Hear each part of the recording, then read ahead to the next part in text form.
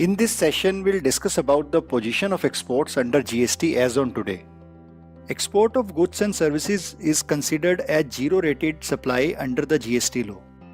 Zero-rated supply refers to items that are taxable, but the rate of tax is nil on their supplies and credit of input tax relating to them can be availed. However, since the introduction of GST, there has been hue and cry among exporters related to GST. Let's understand their issues. In the pre-GST regime, an exporter was able to procure input from the domestic market without paying any indirect tax by producing some specific forms to its suppliers.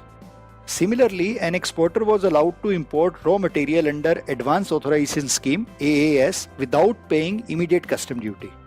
However, under GST regime, an exporter is supposed to pay GST on the inputs procured within India and outside India for the export purpose and later on claims such GST paid on the inputs as refund. It is resulting in blockage of working capital.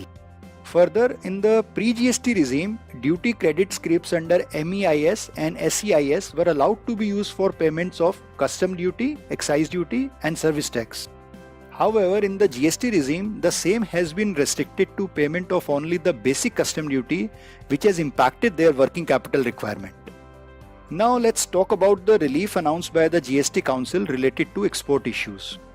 Refund of input tax for exports will be expedited on priority basis. Merchant exporter can now procure goods from domestic supplier on payment of GST at the rate 0.1%. Exporters holding license under AAS, EPCG and EOUs can now import or procure goods from domestic supplier without payment of GST. GST on sale of duty credit scrips has been reduced from 5% to 0%. E-wallet facility to be introduced from 1st April 2018, which shall be credited with a notional amount as advance refund for payment of GST. Accordingly, as of now, GST Council has resolved all the issues of exporters except allowability of duty credit scrip for payment of GST on import and domestic procurement. This brings us to the close of our session on exports issues under GST.